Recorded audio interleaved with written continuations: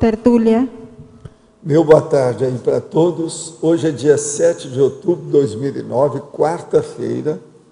O verbete é o 1348, 5 páginas, 49 logias e 9 máximos. O tema é bem, dentro da intrafisicologia. Agora, o bem é qualquer coisa constituindo propriedade de alguém, capaz de satisfazer a necessidade do homem, suscetível de apropriação. Agora, o bem de consumo, os ativos disponíveis, o consumismo inveterado, o despojamento e o esbanjamento, os perigos da atual era da fartura, a era do superconsumismo, a parte homeostática do universo, o lado do saldo da ficha evolutiva pessoal. Aqui o lado do saldo, tá certo? Tem uma opção de coisa aí, eu li só alguma coisa só para mostrar. Agora, nós temos aqui também na taxologia, na página 104, 4 categorias básicas de bens na vida intrafísica. Os não duráveis, os duráveis, o capital e os complementares. E a frase enfática: riqueza, pobreza, fartura e escassez são condições humanas muito relativas. A vida intrafísica mais rica é aquela na qual a consciência não padece de escassez da autocosmoética vivida. Quer dizer, o verdadeiro bem é esse, né? O resto é conversa fiada. Como convive você com os próprios bens? Você dispõe de pé de meia para a sobrevivência mais tranquila? Eu vi falando em pé de meia com a turma aí, que é um negócio sério, a gente precisa de ver isso, como é que é. Agora, pergunta aqui. Na vontade de fazer o bem, muitas pessoas acabam fazendo TENEP sem ter o preparo adequado. Quais as implicações dessa atitude? É necessário ter o domínio total do EV para começar essa prática? Olha, o ideal é a pessoa, quanto mais ela dominar as energias, principalmente a CIDES, assim, ou seja, assimilação simpática de energia, a desassimilação, melhor para ela.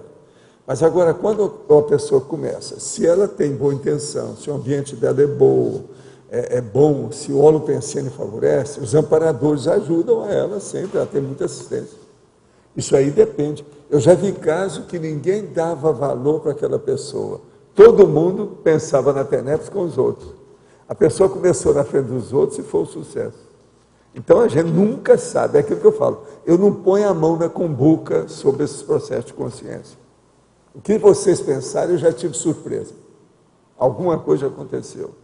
Tanto para um lado pior, como para o melhor. Então, tinha que ter cuidado com isso e não generalizar. É o que eu faço, para não errar menos. Outra aqui. Tive 2 projeções um tanto assustadoras. Na primeira, minha amiga estava sendo assediada por alguns homens num lugar horrível e eu fui ajudá-la. E por minha surpresa, ela me respondeu: já estou terminando, já vou. Foi quando eles começaram a me perseguir. Eu pensei em fazer EV para me proteger e logo voltei ao corpo. Na segunda projeção, fui comprar meu almoço e a pessoa que me atendeu falou que eu não deveria comer naquele local. Então eu levei para casa e no caminho o almoço não era mais almoço. Isso aqui já não é projeção, isso aí já é sonho, pesadelar, etc. Foi quando percebi que era uma pessoa que estava camuflada. Aí apareceram outras pessoas e me falaram que nós deveríamos ajudá-la, pois ela estava com muitos problemas e assim o fizemos. Gostaria de entender se tem característica de projeção e qual poderia ser o sentido, já que eu poucas vezes tenho lembrança de minhas vivências extrafísicas. O problema todo é o seguinte: você tem que lembrar que todos os fenômenos parapsíquicos, inclusive as projeções, são chamadas de consciente. Elas são lógicas, são racionais, igual e às vezes até mais do que esses fatos. Por exemplo, aqui, ó, o fato concreto, o objeto, a mesa, isso é bem concreto. Extrafisicamente, quando você está com lucidez, lá ainda é mais concreto que aqui. Não tem nada de processo de realidade virtual, fantasia, imaginação, ficção, nada disso não. A coisa é bem vivenciável, bem vivida, é bem concreta para a gente. Tudo depende do veículo de manifestação que você está. E se aquele veículo está bem coordenado, equilibrado, num nível de equilíbrio funcional. Isso é que é importante, porque às vezes a pessoa está de psicossoma, mas está toda obnubilada, toda alterada, está ofuscada em matéria de lucidez. Então não resolve. Vocês estão entendendo, né, como é que é? Então, por exemplo, nesse caso aqui, ó, essa que eu falei aí, a primeira pode ser uma boa projeção, sim, essa da moça. Mas a segunda não, já tem uma mistura aí de fantasia, de sonho, de onirismo, de pesadelo. Isso tudo tem que tirar, porque a projeção, ela tem lógica, do início até o fim. Vai e volta. E você mantém aquela lucidez. Agora, gente, eu estou aqui com uma carta lá do Instituto Chico Xavier, que o nosso povo lá mandou uma carta aqui, pedindo que estão precisando de vocês. Estão mandando isso para todos que colaboram lá. Visite a nossa obra. Precisamos de sua doação para continuar as obras. Precisamos da sua disponibilidade para que nos indique empresas com capacidade de doação através da Lei Rouanet. Por favor, entre em contato conosco no telefone tal, ou pelo correio eletrônico. Engraçado que eu falei neles aqui agora recente, eu recebi a carta ontem. Entende? Logo em seguida.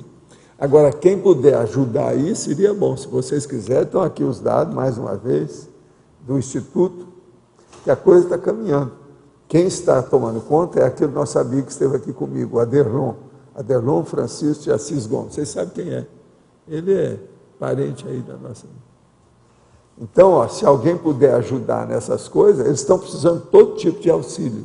Se vocês têm alguma coisa que possa dar, seria o máximo mandar para lá. Agora, eu falei aqui e vou repetir. Vocês esperam aí que daqui 13 meses ou 12 meses nós estamos aí. Eu já falei com a Selma, etc. Tal, nós vamos lá no Jubileu, e é uma das coisas que eu quero ver justamente o Instituto Chico Xavier.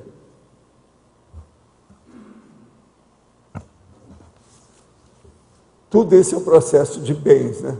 Bem, é um serviço benéfico, bom. Ah, ele vai trazer? Ah, então tá bom, obrigado. Agora, sobre os bens aqui, ó, o amplificador da consciencialidade, as armas e os armamentos problemáticos, que são bens também, né? Com munição e tudo. A autoconsciência social, o capitalismo selvagem, a autoconsciência econômica, os lobismos, as manipulações conscienciais, as ostentações sociais, a priorização evolutiva, os requintes anticosmoéticos, as suntuosidades intrafísicas, os limites das coisas, a substituição do entusiasmo pela sensatez. De modo que é isso aí, ó, entusiasmo pela sensatez. Agora, o que você quer falar aí, ó? Alindário.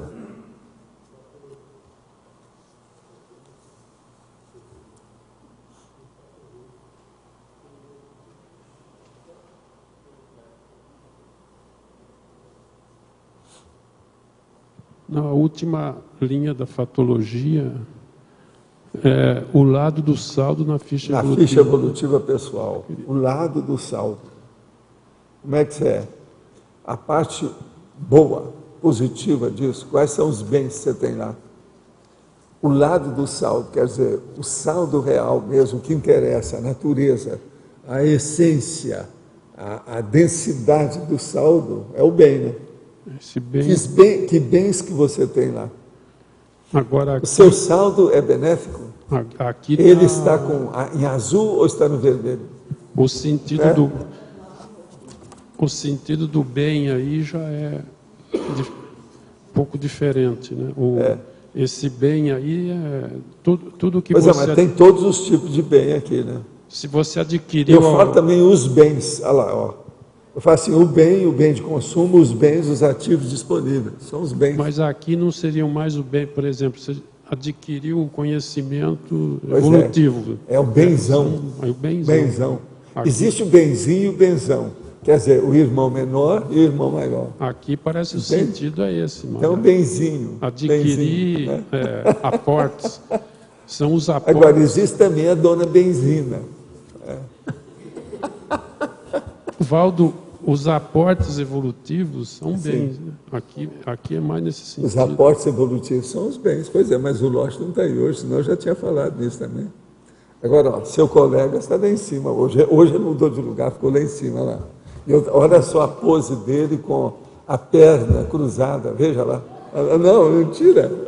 Ele está... Uma panca lá de cima. Está bem postado. Não, né? Está bem empostado.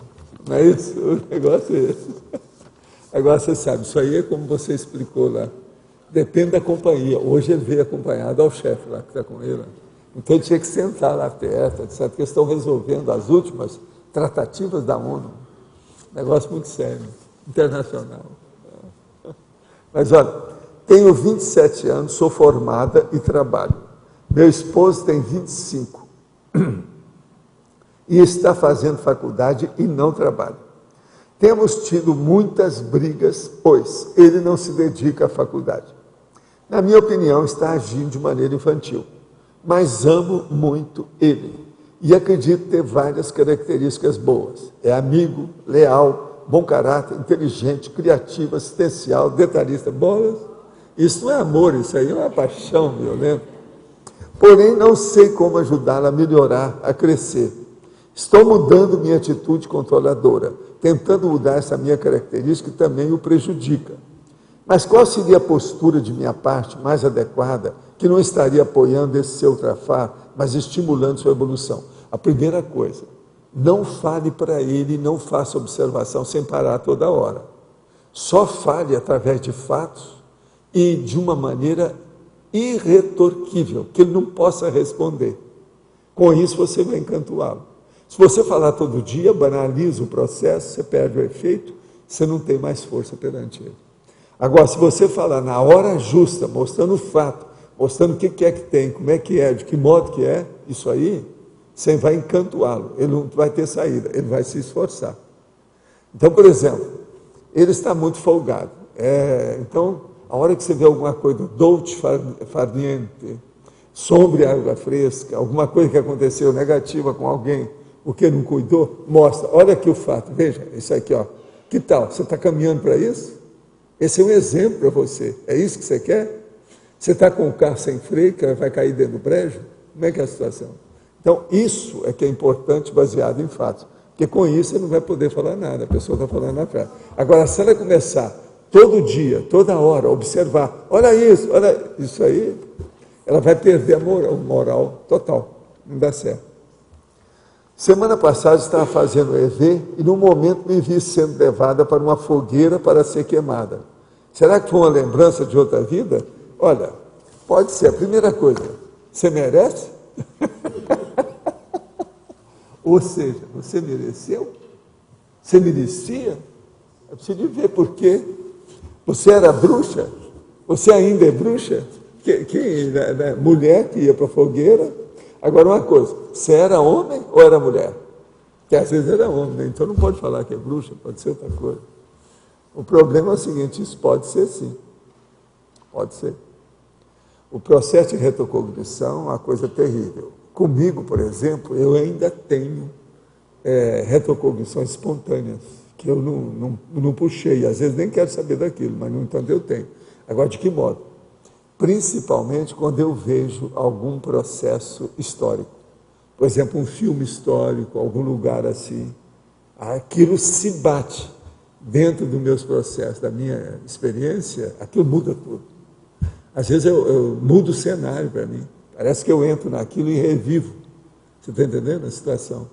Então essas coisas, elas existem mesmo. O processo de retrocognição pode chegar à pessoa através de muitas vias.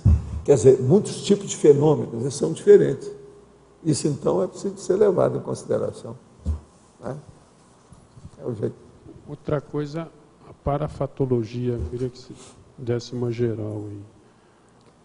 A parafatologia. Na análise da extrafisicologia, existem os parabéns, tanto de consciência lúcida quanto de consciência evoluída, representando as aquisições pessoais, intraconscienciais e morredoras. Devemos, pois, congratularmos-nos e dar os parabéns para quem acumula parabéns através da vida humana. Está entendendo? É o jeito. Agora, veja, vocês acumularam alguns parabéns. Até o Adélio, por incrível que pareça. Porque senão eu não teria feito o curso intermissivo. Tem lógica isso? Não tem lógica? De modo que todo mundo aqui tem alguns parabéns. Até o Chicão tem. Chicão. Mas olha... Não, é em cima da parafatologia, Arlindo, só um minutinho. Sim.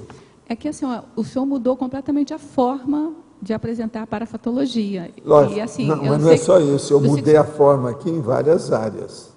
Eu não sei se você percebeu, olha lá, principiologia, binomiologia, tudo isso tem outras conotações, holotecologia, mas isso é para dar ampliação, porque o assunto é muito amplo. Isso você já vem fazendo, agora na parafatologia é a primeira vez que eu vejo. Ah, assim. ok. Mas só aqui, ó, que eu vi aqui, tem 4, né? Tem 4. Esse verbete é diferente. Né? Se vê. Mas é porque é a sua liberdade mesmo de escrever, não tem nenhuma lógica. Porque tem certas coisas que você tem que explicitar mais o tema, senão ele não fica claro. Eu não posso apenas citar, tem que explicitar. Citar é uma coisa, explicitar é outra. Por exemplo, o senhor poderia ter colocado a mesma coisa, por exemplo, numa argumentologia. O senhor preferiu colocar aqui porque era mais direto. Porque chama a atenção. A gente tem que ver, de acordo, não é a conveniência do momento, nada disso não. É a conveniência do encaminhamento da ideia. Para onde vai aquele conteúdo? Você segue o conteúdo. Você não pode perder o megafoco, perder o track. Você está entendendo? Tem que seguir aquilo direitinho, para ficar igual. Como fala de parabéns, aí o senhor colocou aqui. É. Eu queria que se aprofundasse na parafatologia essa parte última, né? Dar parabéns para quem acumula parabéns. Esse parabéns acumulado... Os parabéns para quem acumula parabéns. É o que eu vivo dando aqui para vocês, dando umas palmadas, etc. Por exemplo, quem tudo ligado a PROEX seria parabéns aqui, isso? Mas às vezes, por exemplo, não é só ligado a PROEX, mas só da pessoa, por exemplo, já ter feito o curso. Só de você me aguentar esses anos todos aqui com a Conscienciologia, mostra que você tem algum mérito, porque para me suportar é preciso de ter algum predicado, algum trafor. Entende? Ninguém chega perto de mim só com trafares, ele não aguenta ficar. E o contrário. Então, isso é uma beleza para mim também. Vocês estão entendendo? Não é só para vocês. Quer dizer, eu sou a pessoa realista e abro o jogo, não tem nada para esconder. Não é verdade? Eu ganho com isso. Mas agora, veja, é muito chato eu ser assim, mas não tem outro jeito. Aquilo que eu falo, Conscienciologia é marreta na cabeça. Então, eu queria que você desse exemplo mais concreto desse parabéns. Pois é, mas olha, a gente tem que dar os parabéns para quem acumula os parabéns da vida humana. Esse acúmulo de parabéns é isso. Eu tenho que dar os parabéns a vocês, porque é dessa massa que está aqui que vão aparecer os despertos, os ofiexistas, os semiconscientes, os teleguiados, os revoluciólogos. Você está pensando de quem?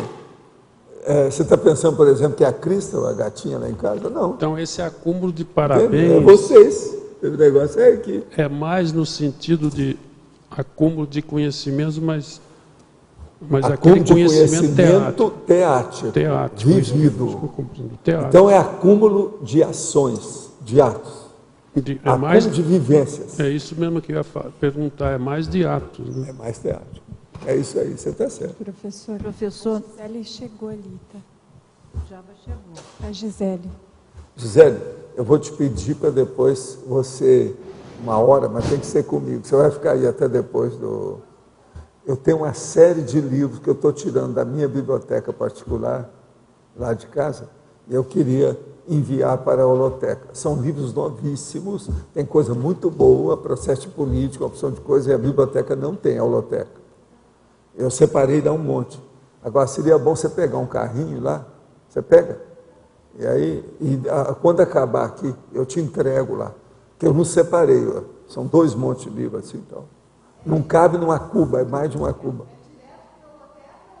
Esse você pode levar direto para a holoteca, os que eu vou dar é direto para lá. São livros novíssimos, estão em ótimo estado, tudo, e livros sérios. De política, bom. Professor, há uma questão no ar.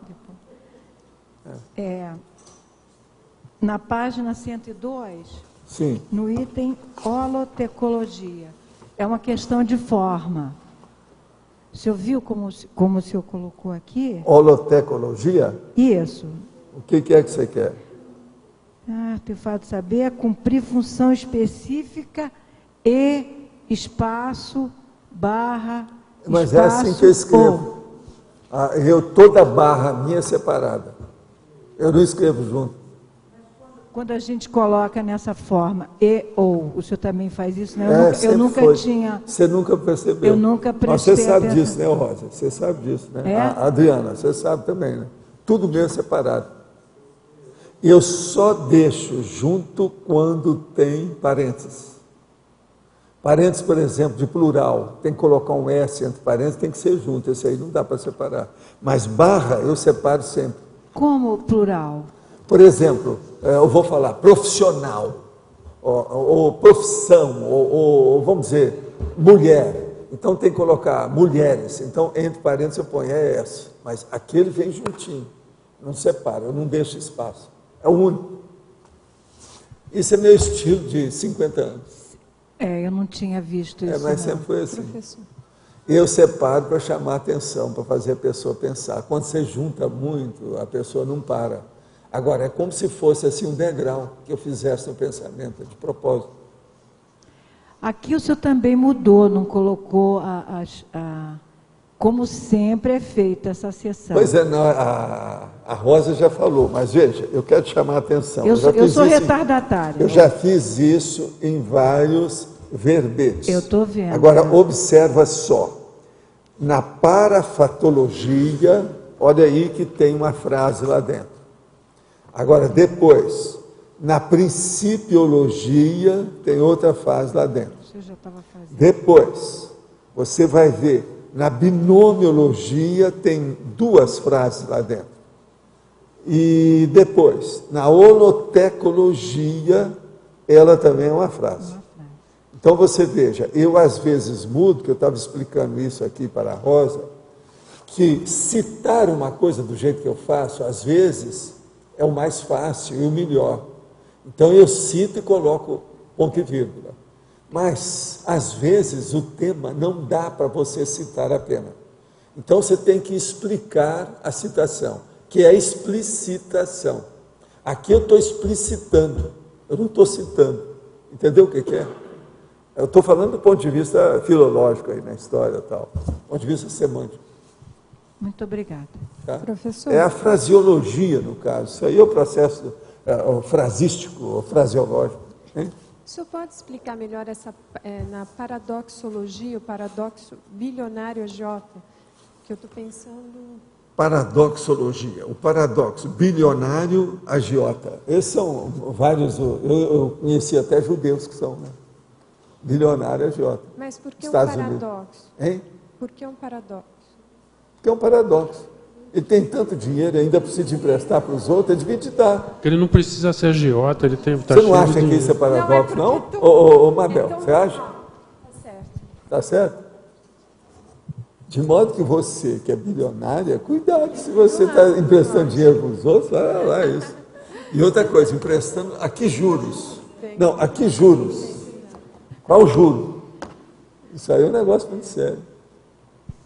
O que mais? Está tudo claro? Isso aí? Mas que acontece muito, o bilionário agiota. Ele não deveria ser... Não, o judeu, por exemplo, o processo deles, através dos séculos, uma das características deles é o processo da agiotagem, por isso que muita gente vai contra eles. Porque o agiota, com o passar do tempo, ele se torna muito antipático. A maioria dos problemas. Entende? Porque uma boa parte daquele povo que pega o dinheiro, nem sempre eles saíram bem. Às vezes foi só para cobrir alguma coisa, mas ele estava na derrota, ele foi um fracassado. Foi um desastre a vida dele.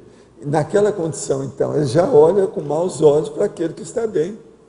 E outra coisa, ele ajudou a pessoa que está boa a ficar melhor. E às vezes ele piorou tudo, devido ao processo da agiotagem. A agiotagem, você sabe que é crime, né? Atualmente é crime. Cadê o nosso povo aí? Tem algum dos nossos, turma da Ciajuc? Olha lá, escuta, o chefe, a agiotagem é crime hoje no Brasil? Olha lá, já é muito tempo, mas é coisa séria. Agora, veja, teve época que isso não era. Pois é. O juro maior do que o do nosso, da manteiga. Maior do que a manteiga do Brasil aí. Você sabe que é uma manteiga, né? É maior, mais caro. Mas veja, o Manteiga está fazendo força. Ele está bom. Muita coisa. Ele é que está ajudando mais o Lula, a meu ver, esse cara. O Meirelles também. Mas o Manteiga que é o máximo. Ele já não é mais. Como é que é a manteiga falsificada? Como é que chama? Não. Margarina. Ele não é margarina. Margarina é outra, é uma mulher. Essa não tem nada a ver. Ele é o Manteiga. Ele é o máximo. Ele tem trabalhado bem, está fazendo força, muita coisa aí. Muito se deve a ele as coisas que estão no Brasil hoje. Professor, então, página 104, esbanjamento. Gostaria que o senhor explicasse mais, e também tem uma pergunta em cima. Esbanjamento. O emprego dos benefícios recebidos na vida humana determina a qualidade dos resultados da PROEX pessoal. Por detrás de todo incomplexo jaz algum tipo de esbanjamento. O uso apropriado dos bens conscienciais é o alicerce mais inteligente para a auto-organização e o complexo. Então você veja, se a pessoa não tem auto-organização, tem excesso. Excesso vira esbanjamento. O esbanjamento leva para o perdularismo. O perdularismo é a perdologia. A pessoa entrou no desvio. Com isso, a tendência é entrar no incomplexo. Ela não termina as coisas porque ela desperdiça o que ela recebeu. Os aportes lá do Loche, a pessoa recebeu e jogou fora. Ela distribuiu aquilo para o lixo. Então, isso é que é o processo do esbanjamento sério. Por isso que eu estou falando, por detrás de todo incomplexo, jaz algum tipo de esbanjamento, é desperdício. A pessoa jogou fora os valores que tinha. Por isso, quando eu falo aqui que é muito importante a pessoa fazer um pé de meia, não é só por causa do dinheiro, para ela se sentir tranquila com aquilo, não. É para ela se organizar, sem ser agiota. Então é muito sério o processo da organização quando mexe no cifrão. Então, organize o seu cifrão. Veja bem, ninguém vive sem o processo de dinheiro, porque nós vivemos, ainda mais ainda nesse capitalismo selvagem que nós vivemos até hoje, que ainda não é um Estado mundial. Todo mundo precisa de ter dinheiro para tudo. Para você comer, para dormir, para se vestir, para se conduzir daqui para ali, o transporte, isso e aquilo, para viver, para fazer o seu filho viver, seus filhos, etc. Tudo precisa de dinheiro. E outra coisa, é o dinheiro que amplia o olho da pessoa, né? Se ela vê aquilo, chega na vitrine, a moça vê aquele vestido, e não dorme à noite, só fica pensando no vestido na frente dela. E não tem o dinheiro para comprar. Aquilo tudo é um problemão, que é o processo, então, do sonho dourado de consumo. Dentro disso que eu estou chamando aqui do superconsumismo, que é a era atual.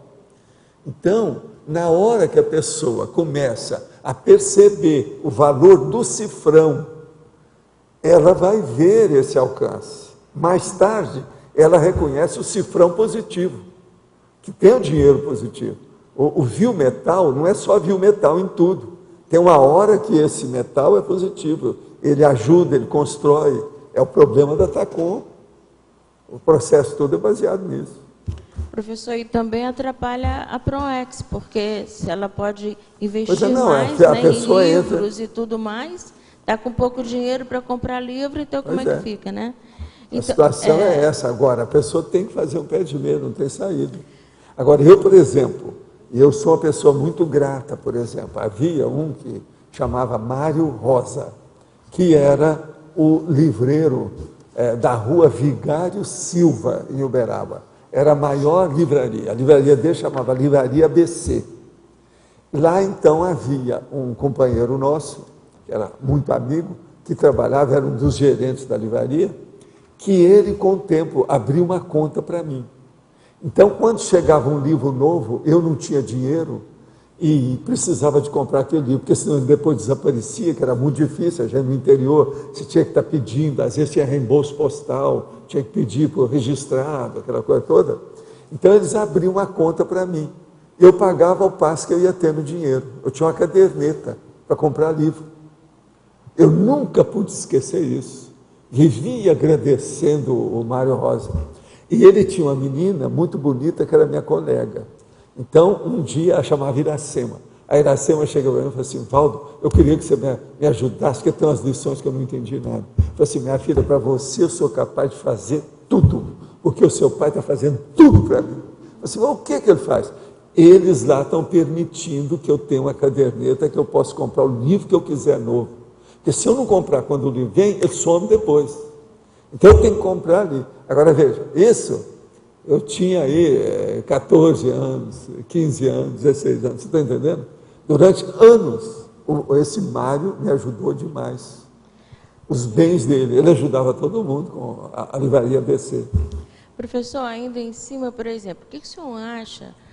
Por exemplo, o casamento antigo, antes da dupla, antes de 68, os bens eram, digamos assim, comunhão total, né?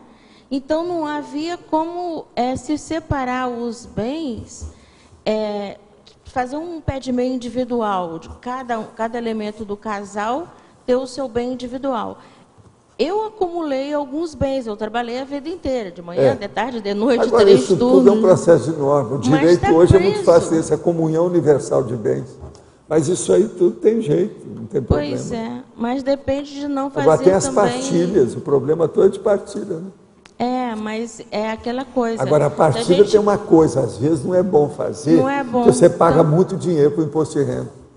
Não, o que eu Esse vejo é o seguinte... você dá muito dinheiro à toa para o país, sem necessidade. O que eu analiso é o seguinte, a questão do saldo que eu vou deixar no grupo, na interprisão com o grupo, se eu mexer de uma forma, digamos assim, tem 2 processos que a gente mexe com a justiça. É o amigável e o outro que não é amigável. Litigioso. Esse processo litigioso, ele traz tanta interprisão. Não, litigioso é processo de entendeu? assédio, é baratosfera. A gente sempre tem que fazer acordo. Pois é. Então, até agora eu não consegui acordos Tem uma amigáveis. coisa que ajuda os acordos, tudo quanto é tipo de acordo. Sabe? Tem uma coisa que ajuda. Sabe o quê? Como? A dessoma dos parentes. Mas eu não quero. Porque vai morrendo um, morre o outro, às vezes o mais bravo morreu antes. Então aquilo vai ajudando, vão ficando menos. Você está entendendo? Mas eu prefiro ainda passar dificuldade agora, que eles você sabe, mais. em Minas Gerais, a gente tem as maiores demandas sobre negócio de dinheiro em Minas Gerais, que eu já vi lá. É uma loucura o povo. É o povo que guardava dinheiro no colchão, etc. Tal. O outro que enterrava, sabe? Tinha um cara que eu via esse negócio de enterrar dinheiro. Sabe? O problema todo foi o seguinte, só para você ter uma ideia como é que é. Esse também é de Minas Gerais. Ele tinha uma casinha que não dava muito valor, estava querendo até sair de lá, etc., mas ficava lá. Mas a casa não valia nada na frente lá do terreno, mas um terrenão enorme. E era tudo murado, bem arrumadinho, tudo isso. Então, eu fui mexendo com a situação de tal maneira e descobri que ele não vendia a casa porque ele tinha lá cofre enterrado no quintal. Então o banco dele estava debaixo da terra, não era nem no colchão mais. Ele até combatia o colchão. Se você combate o colchão, mas eu não vejo que você tem muita conta aí, você não faz movimentação bancária das suas coisas. Então como é que é isso? Aí com o tempo nós descobrimos, ele falou. Só ele sabia onde é que ele colocou. Mas ele arranjou um cofre grandão e enterrou o cofre, cheio de dinheiro. Agora, eu só falei com ele, muito cuidado, porque de vez em quando eles mudam o dinheiro, porque senão fica igual aquela dona, né? Que tem um caso célebre, que ela já tinha milhões, foi olhar, o dinheiro não estava valendo mais nada. Agora, o melhor da história também foi aquele outro, que eles mexeram lá no negócio, acharam aquele monte de dinheiro. Foram olhar, o dinheiro era dólar, mas o povo que achou era da favela, não sabia, isso tudo é dinheiro velho, isso não dá nada. Aí o cara chegou e comprou, deu umas 5 pratas lá para ele e levou o negócio. Agora tinha milhares de dólares, isso aconteceu no Rio, entendeu? Eu sei porque eu vi uma das pessoas dessa tragicomédia. E a dona da favela, coitada, ingênua, ignorante, não sabia que... Não, isso aqui, isso não vai dar, isso é coisa antiga, e a gente nem vê como é que está. Era dólar. Agora, veja, um caso raríssimo de acontecer, que é uma das coisas que todo mundo sabe, ainda mais gente de favela, é o valor de dinheiro, a verdinha, isso até se chama verdinha, que é o dólar. Agora, esse caso aconteceu no Rio. A filha jogou colchão da mãe e estava cheio de dinheiro. Aí, tem o caso, não, isso foi agora recente. Esse é recente que eu falei aqui, isso aconteceu. Professor, outra pergunta. Não seria, por exemplo, no caso também de esbanjamento do passado e hoje está fazendo uma recomposição, está lidando com essa situação difícil, até porque no passado, em vidas pretéritas, não pensou dessa forma, né? Entendeu? Pode ser também uma recomposição que eu esteja fazendo. Agora, para ajudar vocês, e principalmente para ajudar o Arlindo, eu quero te ajudar numa coisa. Como é que você descobre onde é que eles enterraram os corpos? Eu te dou uma dica. Tem uma que quase sempre você vai acertar. Você não falou que foi no... Isso eu aprendi em Minas Gerais também. Sabe como é que é? Como desenterrar? Você olha se tem uma árvore grande. Foi em algum lugar perto dessa árvore que eles enterraram. Agora, o pior da história é que esse meu amigo, eu cheguei para ele e falei assim, olha aqui, eu já vi que você tem um verdadeiro pomar aí no seu quintal. Você já pensou se você enterrou dentro de uma árvore, a árvore vai crescer na raiz, daí a pouco vai aparecer o seu cofre. Como é que fica? Porque você sabe, as raízes vão crescendo e aquilo vai subindo. É bom você analisar isso. Aí eu vi que ele ficou perturbado, confirmou que ele tinha um negócio enterrado. Entendeu? E outra coisa, tudo indicava que era perto de uma árvore. Né? Precisa de saber qual a orientação que ele deu naquela árvore. Mas isso é muito comum, se enterrar o tesouro perto de uma árvore. Você está entendendo como é que é? Para a pessoa ter uma orientação, que é o processo da rosa dos ventos. A seta de orientação. Mas esse povo com inflação toda, guarda dinheiro. Como é que é?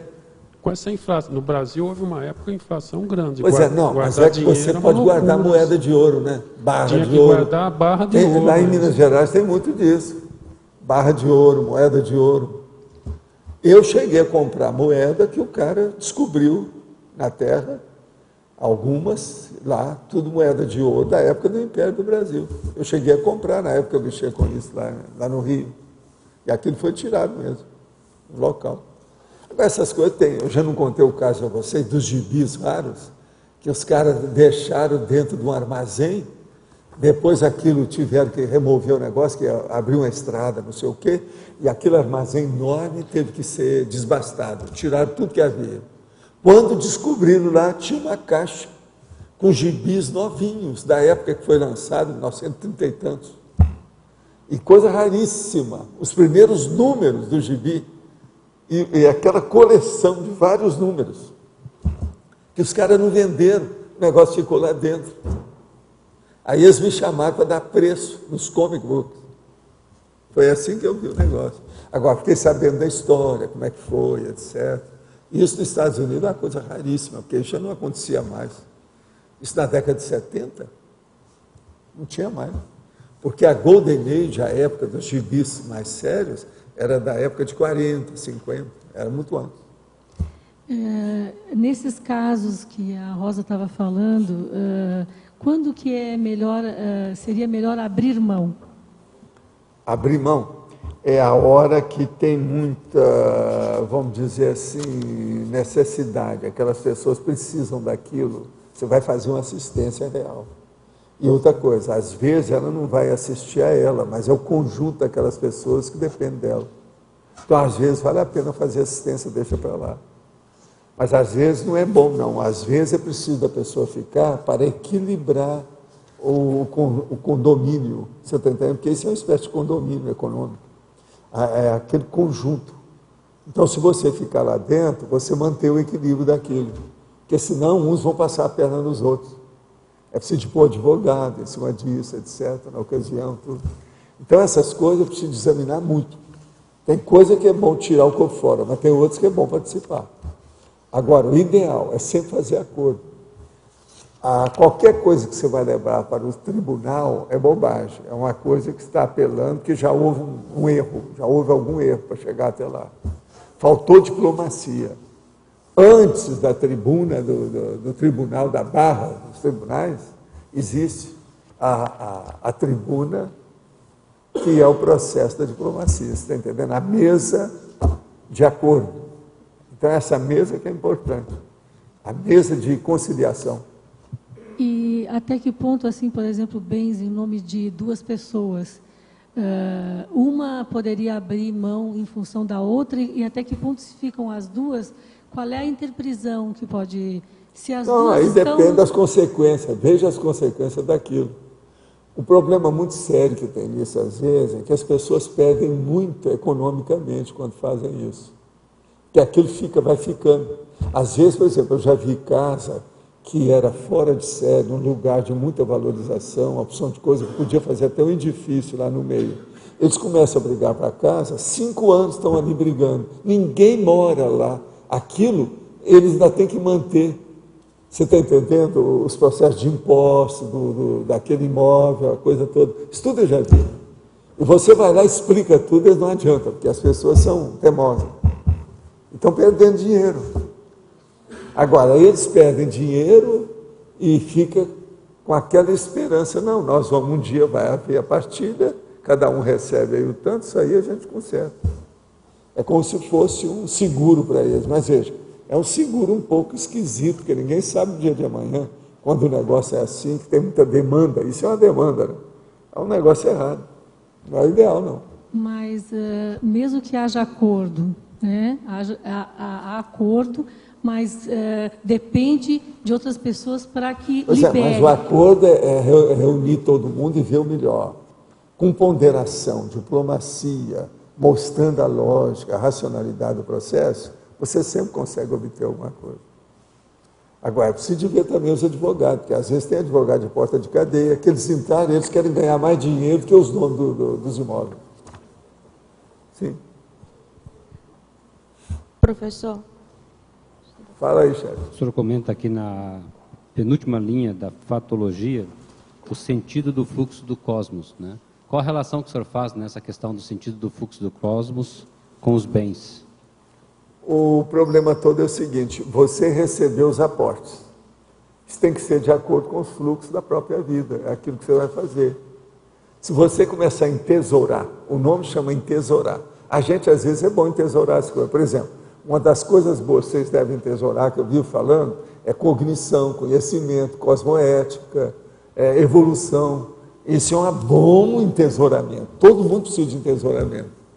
É a bagagem evolutiva que a pessoa vai acumulando, o acervo de experiência que ela tem.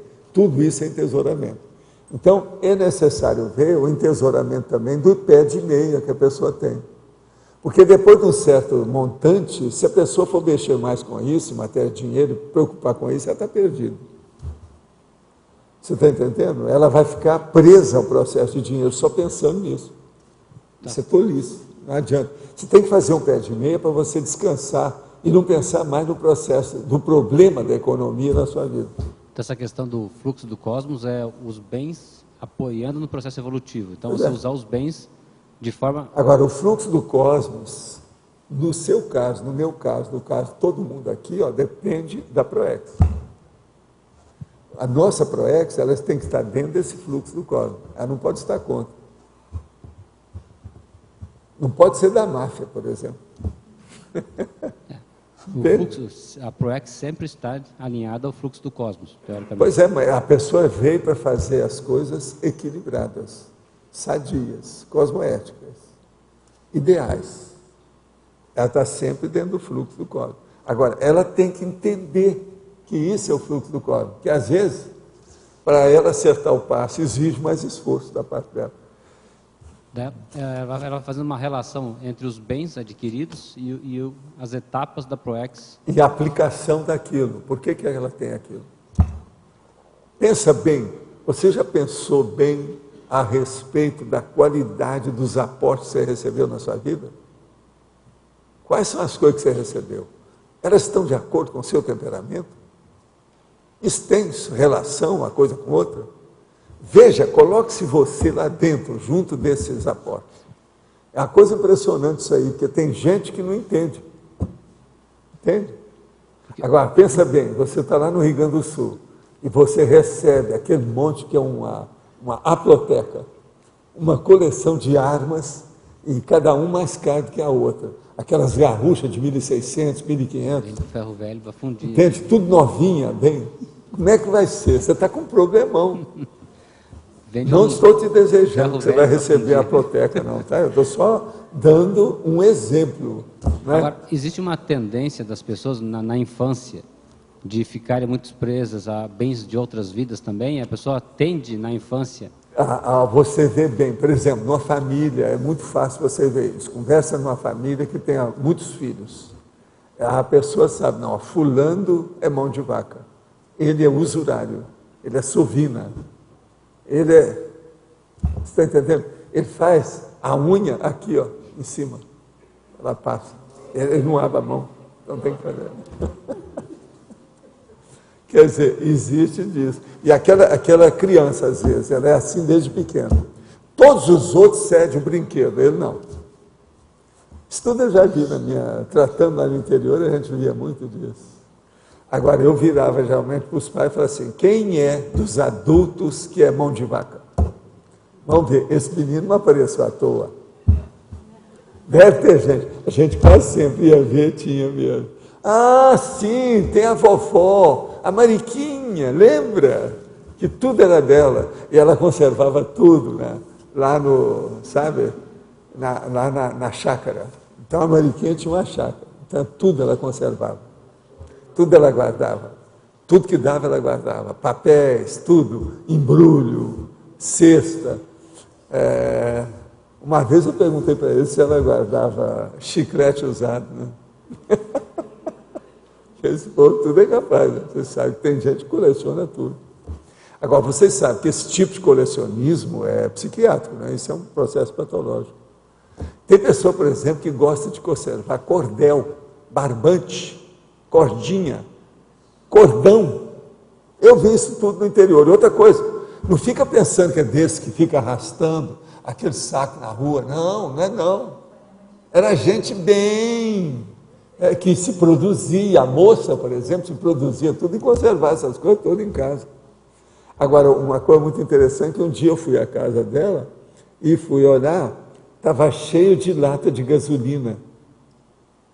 Então eu perguntei assim, vem cá, a maioria dessas latas não tem nada dentro, você já abriu? Eu não sei se vocês lembram, havia no Brasil umas latas que conservavam gasolina, álcool, esse negócio todo, era a lata de Flandres branquinha, que tinha uma abertura redonda em cima, sabe? Tudo soldado. Agora, eu cheguei lá e vi aquele monte de lata. Eu falei assim, olha, eu já vi umas que não tem nada dentro. Ela falou assim, por quê? Eu perguntei, por que é que não tem nada? É porque está esperando para colocar as coisas dentro. Então, eu comecei a raciocinar, como é que é possível uma coisa dessa?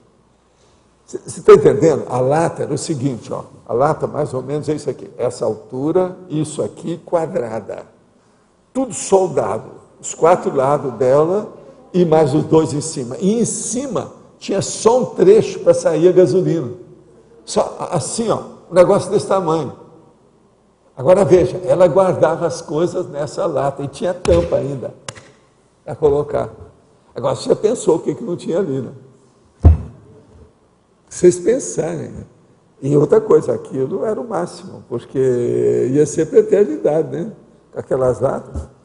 Essas latas de gasolina eu tive muito contato com elas por causa do meu pai. Eu já expliquei aí uma vez um caso desse. Pelo seguinte, de noite, devido à alteração de temperatura, porque abaixava a temperatura, havia a elasticidade, né? O processo de expansão do material, e então ela fazia toda noite.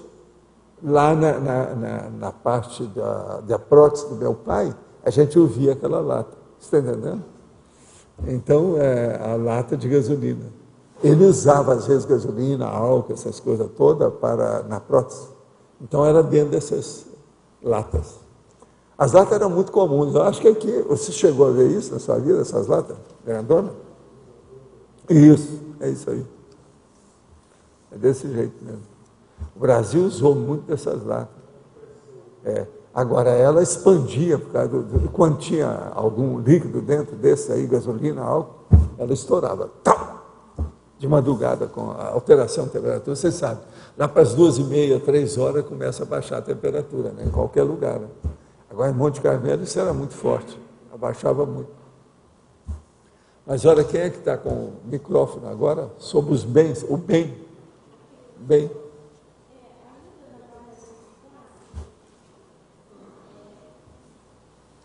Inventariologia.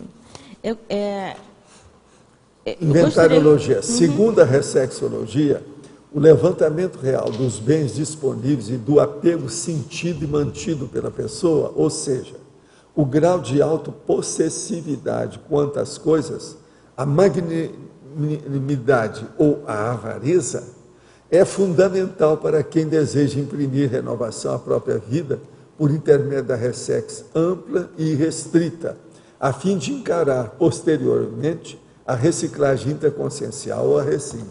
Eu estou dando aí o resumo desse verdadeiro drama que as pessoas passam. Sim.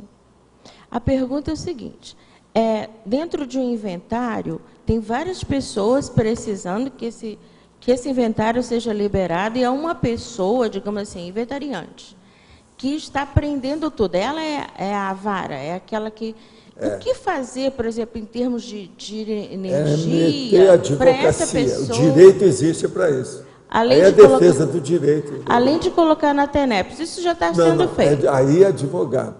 E na parte de intrafisicologia, já está feito tudo que é possível. Só que então muda os advogados, porque eles não são bons. Só que quando, por exemplo... Se está demorando é porque o advogado não é bom. Para isso é que tem outras bancas de advogado. Vamos arranjar outra, ela não é. Chama o Jarva.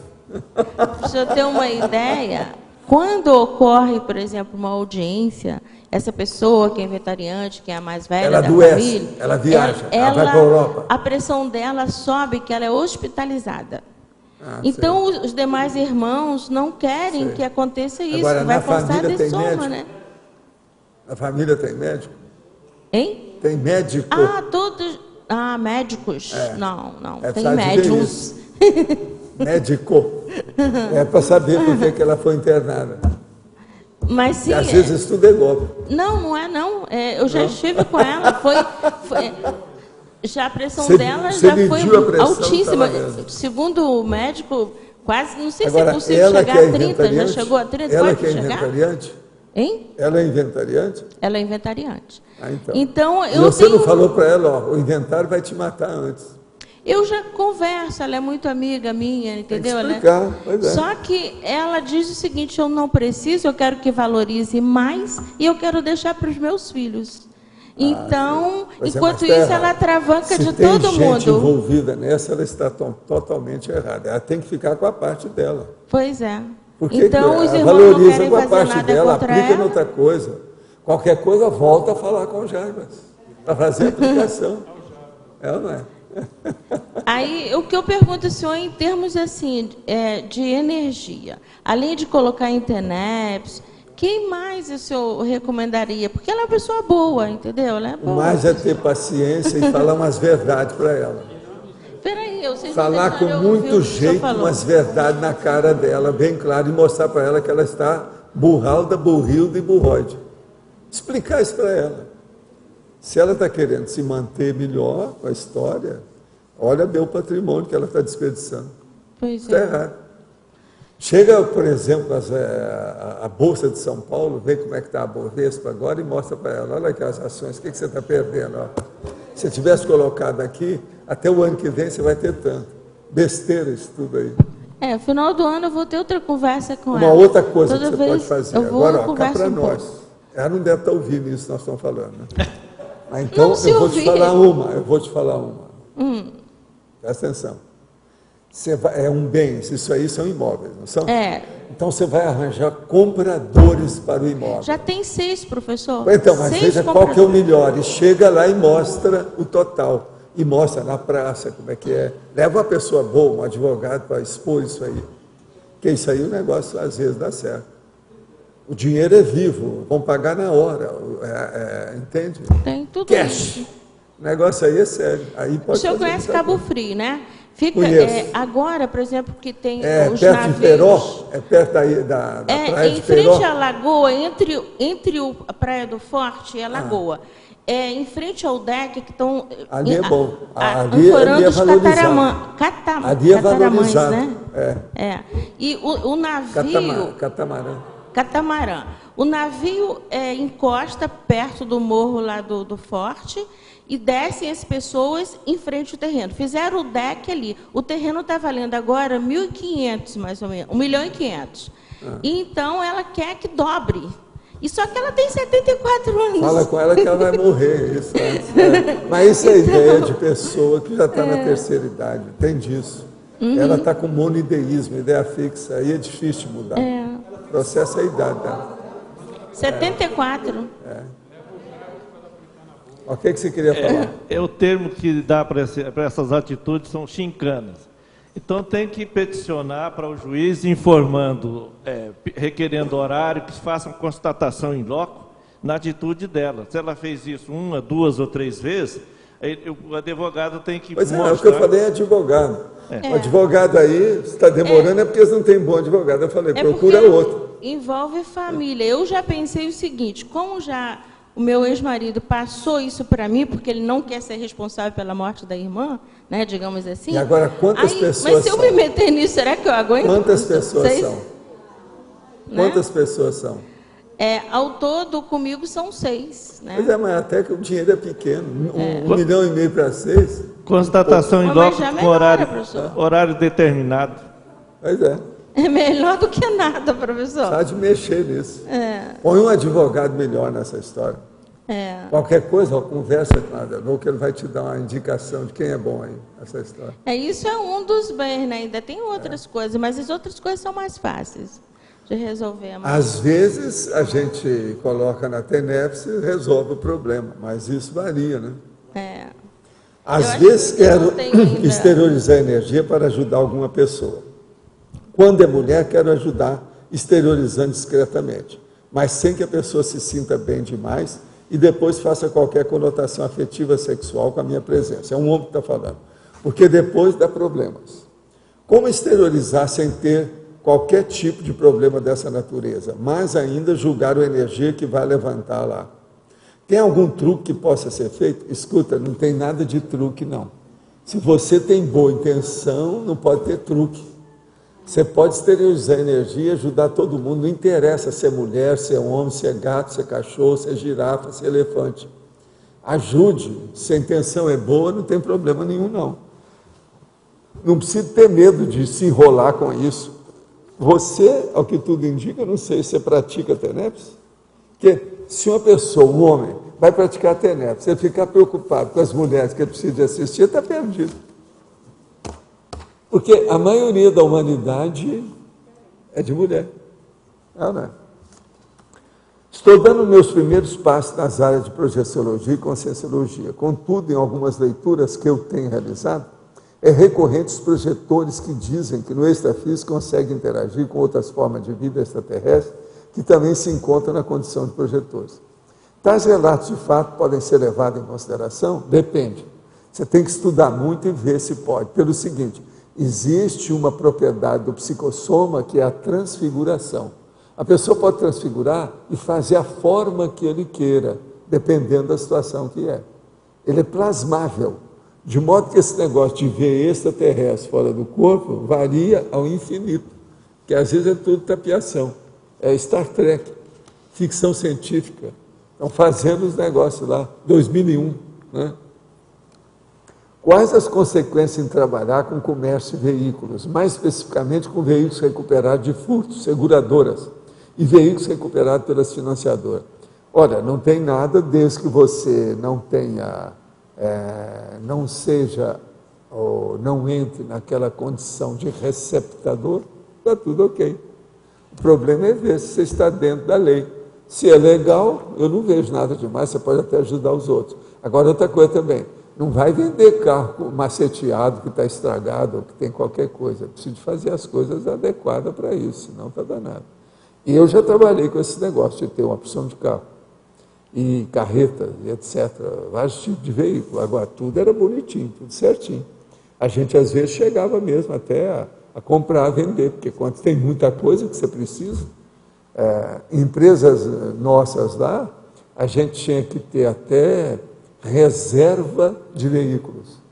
Nós tínhamos até carreta sobressalente, para vocês terem uma ideia, para não faltar nada na hora que precisa. A organização boa mesmo tem que ter sobressalente, ou seja, estocagem. A maioria das grandes empresas são estoquistas. Eles têm que estocar alguma coisa daquilo que eles precisam, matéria-prima, objetos, veículos, ou isso, qualquer coisa que tem. O problema da mercadoria que eles estão trabalhando no universo deles. São os estoquistas. Nós não podemos fugir disso. Nós mesmo trabalhamos desse jeito. Agora, tudo legal, tudo bonitinho, nada de coisa errada. Inclusive, eu tinha uma das empresas que consertava tudo. O ônibus, é o que eu falava, aquilo era um milagre para mim. Chegava o ônibus arrastado pelo guincho, aquela situação toda, aquele big caminhão que levava o ônibus. Uma semana depois saía o ônibus, tudo bonito, faceiro, tudo pintado, novinho. Parece que saiu da fábrica naquele dia. Aquilo era um milagre. Uma das coisas que eu gostava das minhas empresas era isso. Se eu pudesse, eu ia fazer isso tudo de novo. Eu acho o máximo. Chega aquilo e fala assim, não, esse não tem saída, ninguém vai conseguir. Aí entrava o cara da lataria, o outro da pintura, o outro que não sei o quê, o outro que vê isso, o outro que vê... Nós tínhamos 17, os melhores, tudo expert, tudo especialista. Levantava o cadáver, você está entendendo? O ônibus, eu falei assim, agora nós temos que tirar foto. O ônibus do jeito que chegou e o ônibus do jeito que está saindo. Antes e depois. Eu era assim, fiquei assim, escrevendo lá a situação. Isso é uma coisa impressionante, né? Em matéria de veículo. Minha mãe tem mania de guardar coisas velhas sem utilidade, a ponto de ocupar toda a casa e não conseguir deixar nenhum espaço vazio. Já cansamos de alertá-la sobre bagulho energético. Ela escuta, mas não faz nada a respeito. Qual seria a melhor forma de ajudá-la? É deixá-la na casa para ela mesma. Arranja uma casa para você. É a melhor coisa que você faz. Se ela quer, vamos respeitar a mamãe. Ela vai ser assim. O que é que você vai fazer? Professor, eu queria mudar um pouquinho o assunto e falar sobre um comentário que o senhor fez ontem, a questão do conteúdo, conteúdo e a forma, que o senhor mencionou ontem, a importância da questão do conteúdo e da forma. Como funciona isso no processo de criptografia? Por exemplo, eu queria perguntar se as mensagens... A pictografia é o seguinte, deixa... a mensagem pictográfica, o fenômeno pictográfico, ele só tem valor quando você já vem com uma certa facilidade para interpretá-lo. Porque senão ele bate no vazio, não funciona nada, não ecoa, não dá ressonância na vida da pessoa. Então o processo da pictografia, quando é bem feito, feito por amparador, você entende tudo na hora. Se não entender, é porque está esquisito, porque a pictografia já foi feita para falar num condicionamento e num nível menor que a pessoa possa entender. Porque se fosse explicitar aquilo com palavra, a pessoa não ia entender nada. Você está entendendo a lógica disso? Você viu, né? Lógico, é o didático, é a pedagogia. Está explicitando aquilo na linguagem que a pessoa entende. Por exemplo, a maioria das linguagens pictográficas e fenômenos pictográficos que as pessoas têm são ex-artistas. Sim. É um ex-artista falando para o outro ex-artista. Está entendendo como é que é? Michelangelo, Leonardo da Vinci. Então é um processo aí, falta... Que a pessoa, por exemplo, eles não vão fazer um processo pictográfico por lindado. Com ele tem que ser tudo na marra, e falar na cara, explicitar o negócio nu e cru, com palavras. Agora, o processo de entrelinhamento, por exemplo, a junção do conteúdo e da forma, de uma certa maneira, vai servir para o senhor na próxima identificar... Vai. Então, isso seria... Mas aí, por exemplo, são considerações que você tem, as experiências que você tem particulares, personalíssimas suas, o modo de você guardar certas coisas, gravar. Por exemplo, o que é que a Tânia perguntou? Que negócio é esse aqui, que está essa barra aí, ó, e que está solto? Isso aqui é do meu estilo. Então, se eu colocar alguns desses itens, que são da minha estilística, eu ponho nas coisas. Aquilo vai seguir comigo. Eu já era assim antes, eu escrevi livro desse jeito. Você está entendendo? Então, esse entrelinhamento meu é multissecular. Qualquer coisa que eu for fazer, já deu. Agora, veja, vocês, pode ser que a maioria aí, vai escrever o primeiro livro para fazer o auto-revezamento multiexistencial. Sim. O próximo, vocês já vão ver alguma coisa que você já colocou. Então, o seu código pessoal de pictografia do entrelinhamento, ele vai ficar cada vez mais rico. Você está entendendo, né, o que eu estou falando? Vai ficar cada vez mais rico. Eu já tenho as ideias disso há muito tempo. Sim. Então, por exemplo, você já leu algum livro que falasse nessa técnica de entrelinhamento do jeito que eu explico? Pois é. Porque o meu negócio vem de trás. Entende? É coisa antiga. Agora, a gente tem que especificar aquilo que você escreve, você põe a sua personalidade lá dentro.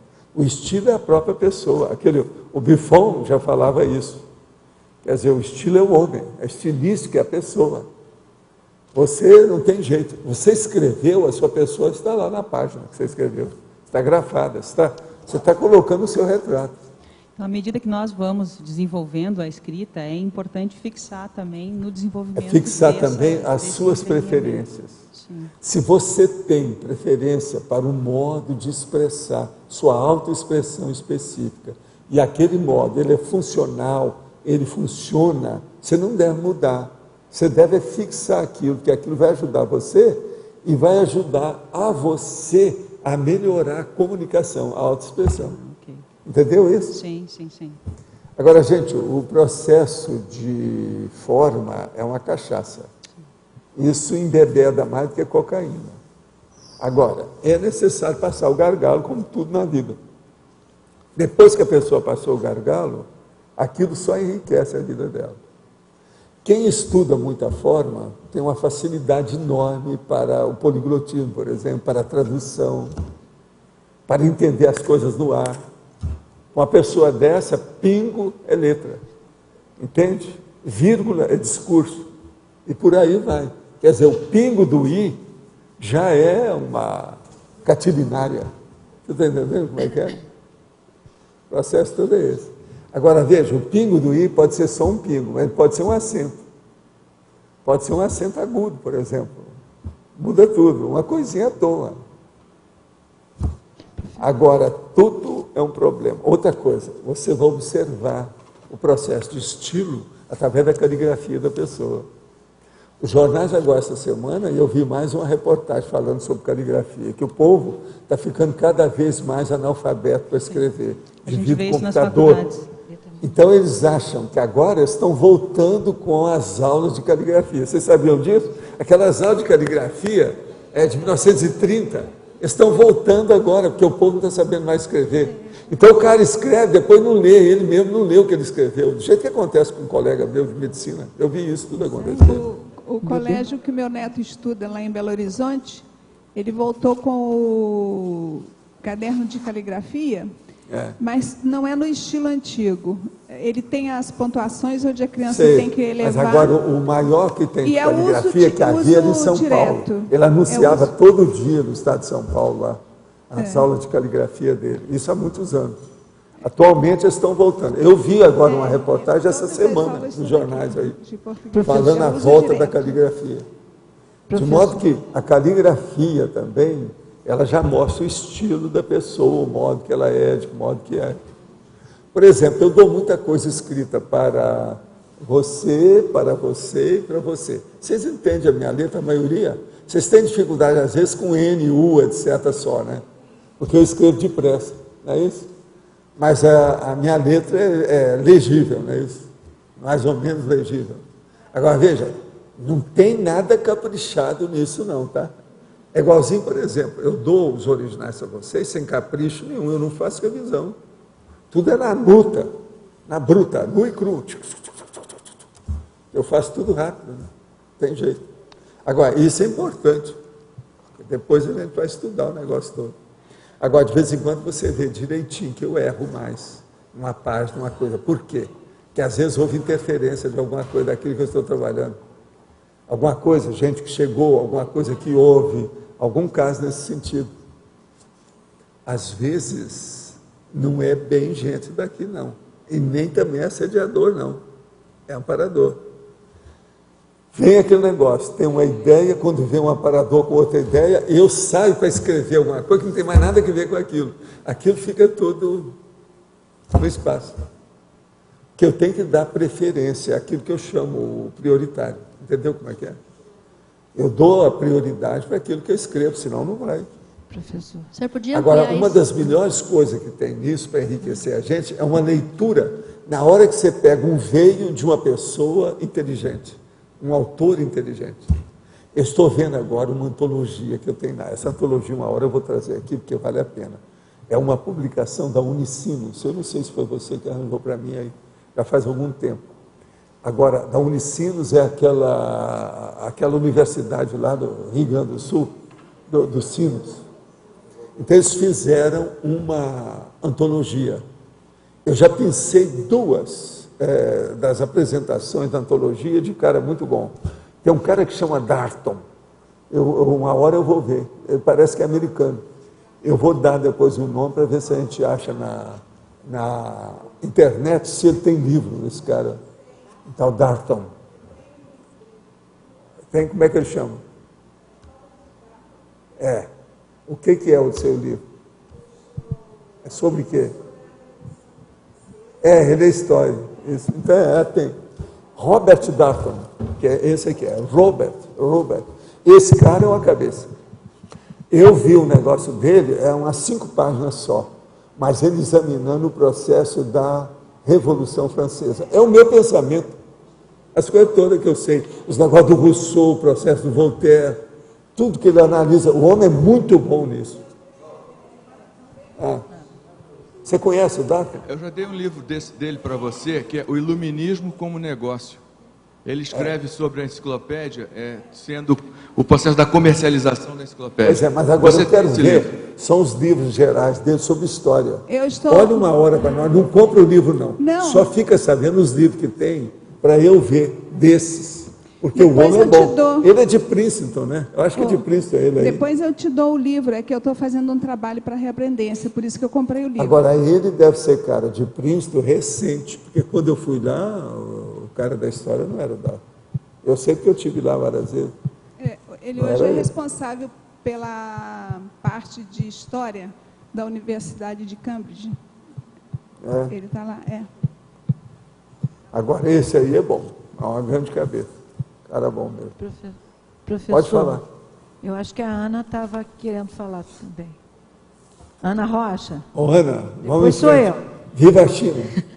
Não, é o seguinte, eu queria que o senhor pudesse ampliar, que ficou alguma coisinha assim, para mim ficou um pouquinho mal parada. A hora que o senhor vai escrever, e daí com relação à letra, que daí o senhor fala assim, que já sabe quando vem de fora. A influência das consciex daí, na correlação. Não, o caso é esse. Por exemplo, eu estou digitando as coisas. Está entendendo?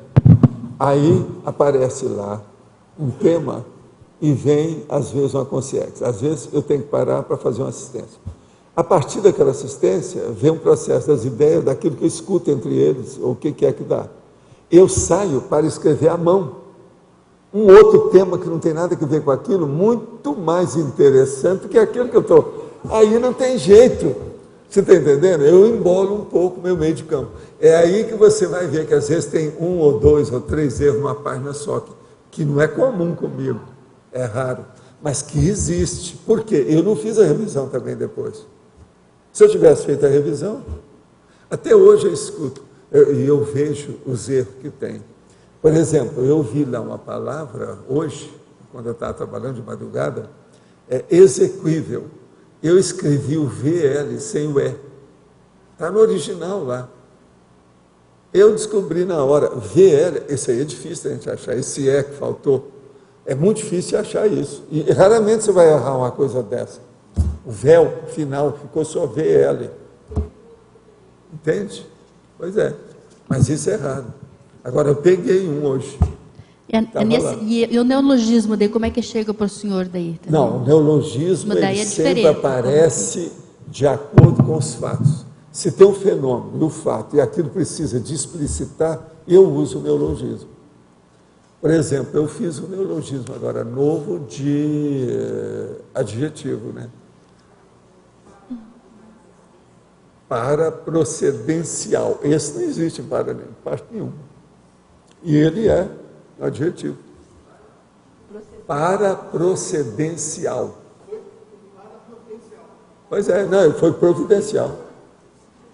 Ele precisava, mas veja, é o mais adequado que tem. Se eu colocasse paraprocedente, não é a mesma coisa. Não dava a mesma força para a ideia. Eu gosto de olhar muito a força da ideia da sua palavra. Entende? A força do conteúdo que a sua palavra transmite. Senão não adianta. Gostaria de saber como faço para implementar de forma mais concreta e duradoura a organização dos diferentes setores de minha vida. Sempre chego ao final do mês com o bolso vazio e esse é apenas um dos aspectos da minha desorganização. Sempre perco chaves, documento e dinheiro, inclusive. O que posso fazer para sair desse processo? Olha, a primeira coisa, você é o rei da desorganização. Então você precisa estudar a auto-organização pessoal, o mais depressa possível. Para isso seria bom a conscienciometria, a Apex, a Cons e o Jarbas. O Jarbas para te ajudar na questão da economia aí, para ver como é que você faz. Hoje eu estou usando o Jarbas porque o Jarbas apareceu, sabe? Afinal de contas, é triparada dura. Mas seria bom você ter um consultor econômico financeiro para acertar a sua vida para o seu negócio melhorar. Porque se você está perdendo, do jeito que você falou aqui, bolso vazio, está perdendo dinheiro, chave, documento. O que mais? Daqui a pouco você vai perder o quê? Não perdeu o nariz porque ele está preso, né? Se o nariz fosse de adaptação, eu já teria perdido. Então, veja, é preciso dar um jeito. Agora, então, é necessário método, disciplina, auto-organização. Sem isso, nada é possível. Aqui, ó, se você quiser, se você aparecer por aqui, eu te dou uns banhos de loja e te acerto o passo. Agora, é preciso ficar uma temporada até a gente ver como é que você está fazendo, porque a gente pode começar a conversar para ele encaminhar as coisas, anota, e vamos seguir aquilo no pé da letra ali, seriamente, senão o negócio não dá. Às vezes ajuda a pessoa muito. O cristianismo propõe a virtude da pobreza, confiando que a providência divina proverá as necessidades do momento evolutivo. O nome chama voto de pobreza. Isso é vomitivo, é de morte. A pessoa faz o voto de pobreza e fica parasita do governo, das pessoas, do parente, da mulher, do homem, etc. Como o senhor vê os bem dentro desse enfoque? Burrilde, burroide, né? Of course. Não é isso? Precisa explicar mais? Acho que não precisa. Né? A das maiores besteiras que tem é voto de pobreza. Isso é tapiação. Eles fazem isso porque a pessoa doa tudo que ela tem, entra no voto de pobreza, dá para a igreja, ela fica na miséria e fica subordinada a eles. Isso é uma canga. A pessoa fica escrava econômica do processo da religião. Isso é um negócio totalmente burraldo e burrildo, como eu disse. Meu pai ganha muito dinheiro trabalhando com jogos de azar. Sei que não está correto, porém não sei qual deve ser minha atitude. Devo intervir ou avisar? Ele sempre passou muita necessidade, porém nos últimos anos está numa condição financeira bem melhor. E de uns 3 anos para cá está nesse caminho. Olha, às vezes é bom expor, né, a situação, porque jogo de azar no ambiente não é bom. E agora, se ele já teve uma vida mais ou menos que era tranquila e agora começou a entrar nisso, no fim da vida está danado. Isso não é nada bom. Daqui a pouco ele vai lá para Vegas. Isso aí então vai afundar de uma vez. Porque a pessoa pode chegar num ponto que ela fica viciada. A pessoa começa bancando o jogo para os outros. No fim, às vezes, ela fica mais viciada do que aquele jogador. Gostaria de saber se o professor me indica uma leitura, livro ou verbete que fala um pouco sobre a pessoa factotum em suas facetas. É o cons factotum. O problema é o seguinte, o factotum, a maioria que a gente fala aqui, quando ele é negativo, é por causa do workaholism. Factotum é a pessoa que faz tudo ela quer fazer, ela não passa a bola para ninguém, tudo ela pega e quer fazer. Os portugueses, onde você encontra mais, nas etnias por aí afora, são os portugueses que são mais factotum, principalmente os homens. Tudo ele faz. Então ele é o operário, ele é o intelectual, ele é o funcionário, ele é tudo ao mesmo tempo, e o líder da história. Então é o factotum, é o faz tudo. Agora, o que se passa? Quase sempre essa pessoa, ela é o workaholic. O workaholic é perigoso. Eu mesmo já mostrei aqui que eu tive um infarto por ser workaholic. Eu tinha 28 anos. Isso é negativo, é patológico, é uma doença. Então não é bom, não.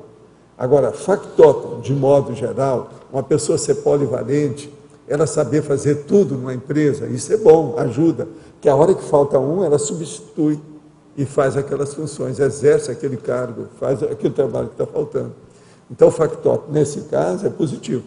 Mas agora, o factotum, apenas pelo workaholismo, ele é totalmente patológico, é um processo de doença. Fui convidado por uma amiga a fazer os cursos de Conscienciologia e Projeciologia. Já fiz o CIP e vou fazer o CPC. E outro dia agradeci pelo chamamento. Ela disse que ela é minha senha. O que significa isso à luz da Conscienciologia? A senha aí deve ser o problema que ela quer falar para você, que é o problema do uróboro. Ou seja, o estribilho, vamos dizer aí, o ritornello, a repetição do processo, que quando você vê essa moça, você lembra da Conscienciologia. Então ela virou uma senha para você. Quer dizer, talvez seja isso que ela quer dizer, né? Ela se encriptou. Não é isso? Ela se encriptou. Agora, o problema aí, geralmente, é tipo uróboro. Quer dizer, a pessoa que está trabalhando dentro da mesma coisa. Agora, esse círculo ele tem que ser virtuoso, ele não pode ser negativo, ele não pode ser um círculo vicioso. Isso é uróboro, é o estribilho. Então, a senha, até um certo ponto, é tipo estribilho. Você está entendendo como é que é? É o ritornello, entende? Que é a mesma coisa, a repetição, que é o uróboro, vai e volta. O uróboro, vocês sabem, eu já falei isso aqui muitas vezes, o uróboro mais sério que existe é a esteira aeróbica. Você anda quilômetros e quilômetros e não sai do lugar. Então você tem que pensar muito, isso é o máximo. E você não gasta com as cerimônias no trajeto, no itinerário, isso é muito bom. Chegou. Professor, uma coisa que, um tema que o senhor ainda há pouco colocou, Código Pessoal de Pictografia. O senhor pode falar um pouco mais isso? Isso seria aquela tal da opacidade de quem tem... Não, olha, o que é a pictografia? A primeira coisa, o código pessoal que a pessoa tem é mais de marca da sua leitura, por exemplo, de orientação. Eu, por exemplo, eu tenho mais, eu tenho um triângulo, eu tenho um raio, eu tenho uma série disso. Isso é um códice, você está entendendo? Intelectual de gravar. Isso me ajuda, não é só no processo mnemônico, não. Ajuda na inventariologia intelectual de tudo que eu faço. Uma leitura minha, por exemplo, eu pego aquilo, por exemplo, eu vou lá na holoteca e pego um livro que eu li, por exemplo, em 1943. Já está lá, né? Eu olho aquilo, eu já sei o que é que tem aquilo, me vem à memória, eu já sei tudo o que é, por que é que eu pensei daquele jeito, naquele dia o que é que eu pensei. Aquela gravação que eu fiz, aquele registro que ficou lá, de apenas alguns sinais, aquilo é um discurso para mim enorme. Você está entendendo? Sim. Abre o caminho intelectual da história. Esse é que é o códice mais sério da história. Agora, com o passar do tempo, você faz isso para fazer o entrelinhamento. Aí já é mais sofisticado, é outra situação, é mais sério. Por exemplo, o senhor tinha colocado que a gente coloca isso num livro. Sim. E aí, como é que isso, para ser entendível? Quer dizer, eu que fiz o código, Pois é, mas o livro é seu. Eu entendo, mas... Olha, eu tenho os códigos esquisitos. E meu colega revisou olha aqui, aqui. Olha esse nesse livro que eu estou lendo, está aqui assim. Primeira, 95. Agora depois, no 95. Segunda, 93. Você sabe o que é isso? Isso aqui é para mostrar quando é que o autor está repetindo a ideia dele, que não precisava. Então eu ponho primeira, segunda, terceira, quarta e ponho a página que vem a próxima. Então no passar do tempo eu posso passar aqui que eu vejo onde é que ele repetiu tudo. Com isso eu vejo quando é que o autor está repetindo muito, que não presta, que é fraco, está errado. Outra coisa, ó o raio. Vamos ver, se é raio é porque tem alguma coisa que eu acho que está errado. Deixa eu só ler o que é, quer ver? Mesmo deixando de lado o exibicionismo teatral, o nome bandeira de sangue por si só já é uma pândega. Pândega é a vovozinha, bandeira de sangue na época dos nazistas, você acha que é uma pândega? Fazer isso como humor? Não. Então eu coloquei um raio. Não, está errado. Agora, outra coisa aqui, ó, uma interrogação. Ele fala assim, além disso, escrevera um livro sobre Marx. Quer partir para o sul da Alemanha, esconder-se em algum lugarejo isolado para poder trabalhar. Ah, se eu pudesse fazer isso. Porque o cara estava preso lá com os nazistas, não podia sair. Então eu coloquei a interrogação. Que bobagem, sempre tem jeito de ele sair, não é bem assim não. Então você veja, tudo eu tenho essa programação. Por exemplo, tem vários aqui que está escrito ENU, E-N-U. Quase sempre isso é quando a pessoa deu 7 itens em seguida. Ela fez uma enumeração horizontal de 7 itens, que é o mais raro que tem. E o senhor coloca esse número... nosso amigo aqui tem vários ENU. O senhor também coloca o número, né? 1, 2, 3, às vezes, 5, quando precisa, 7. não, quando é demais. Agora, ó, quando tem número só isolado, é porque às vezes é erro da pessoa, que repetiu demais. Tem livro que às vezes você vai ver, a pessoa repetiu aquilo 50 vezes. Ela não percebeu que repetiu. Porque o livro não foi feito copy-desk. Ela não sabe. Ó, tem uma outra aqui, ó, 2ª, 22. O cara está citando a mesma coisa, não viu que já tinha citado lá atrás. Entende? Outra coisa. A formação do caráter é uma questão nitidamente menor. 2 pontos. Dominar o corpo é mais importante que receber educação. Agora eu coloquei um bico de um raio, que isso eram os nazistas. Os nazistas pensavam assim. Entende? Esqueça a sua cabeça, siga o que eu estou falando e acerta a sua marcha. Você está entendendo? Era isso que eles faziam. Quer dizer, uma vergonha, né? Agora, outra coisa também é o seguinte. Aqui é erro de português. Quando tem um erro, a pessoa escreveu da seguinte maneira. Aqui é um erro, pode ser apenas da tradução. Não desejo nem acredito que essa palavra hedionda possa perdurar muito tempo. Aqui é por muito tempo, faltou o por. O português não está muito certo. Perdurar muito tempo não é o ideal. Às vezes é bom por muito tempo. Isso aí, então, eu coloquei só para mostrar o que é que tem um erro. Agora, aqui, ó, outra aqui, ó, primeira 50, quer dizer, na página 22 para depois 50. Veja, como é que a minha cabeça guardou uma coisa que a pessoa escreveu na página 22 e depois outra, 28 palavras, 28 páginas depois eu fiquei sabendo. Está lá tudo marcado.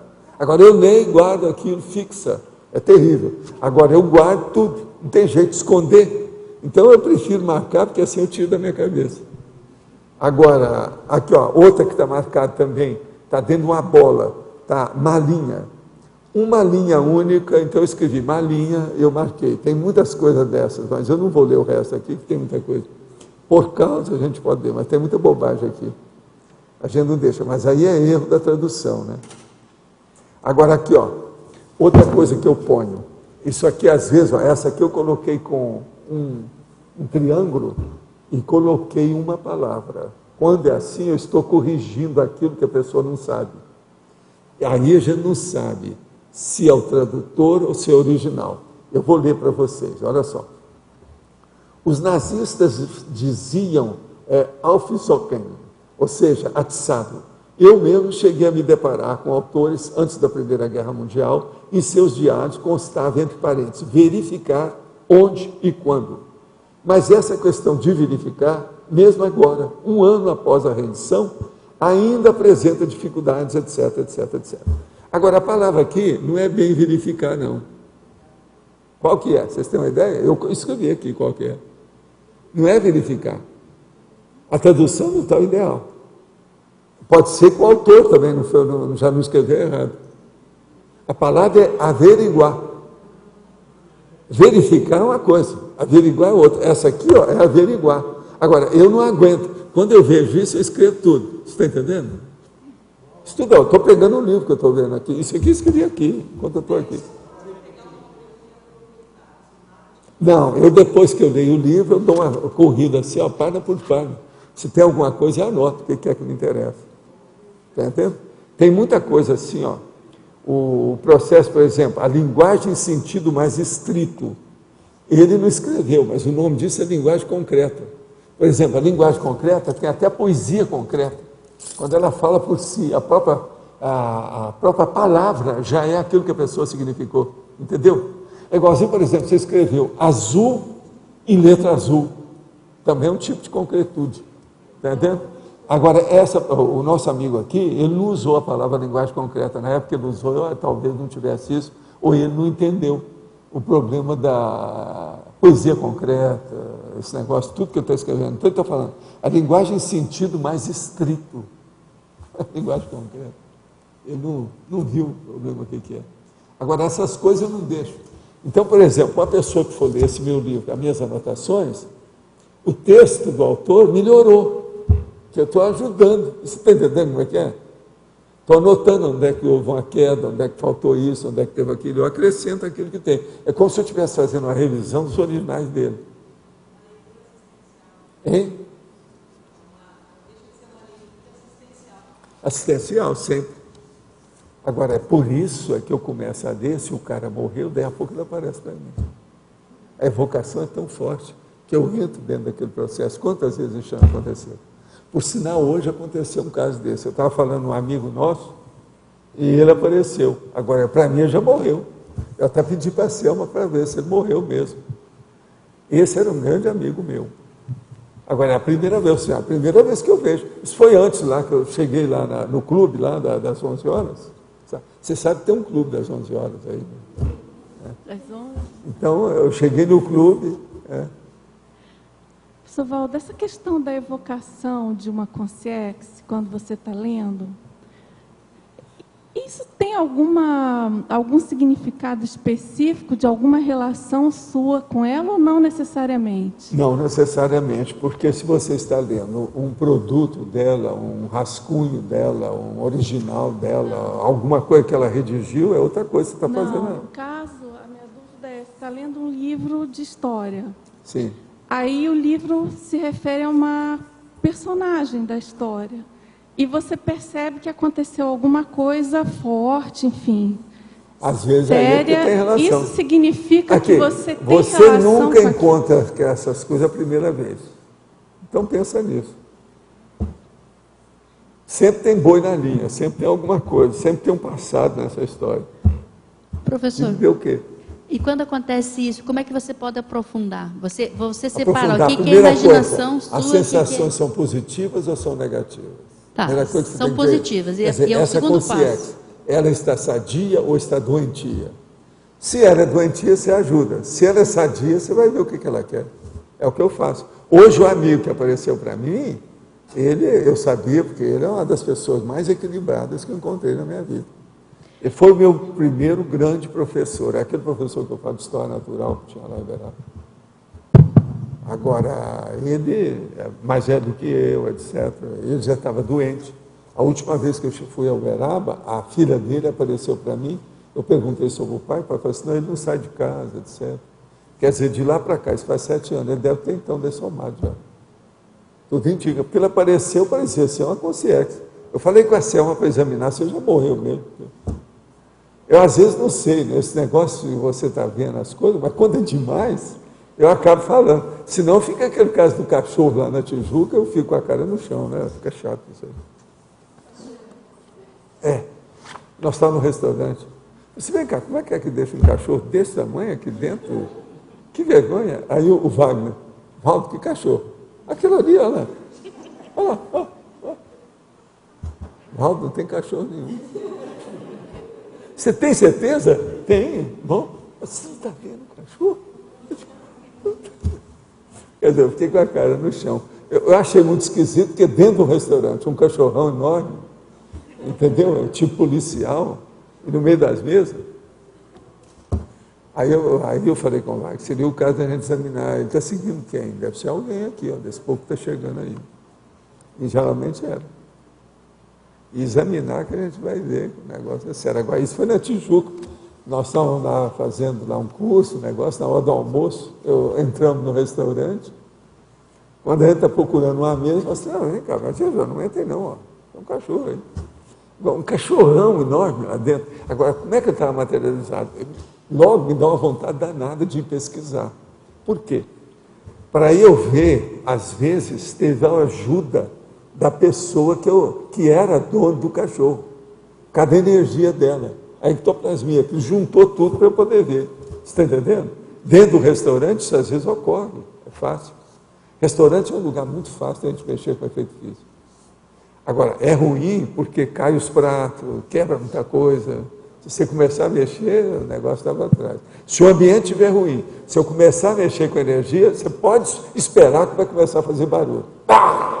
Quebra um monte de coisa, sempre é assim. É fácil porque lá está mexendo com gastrosoma.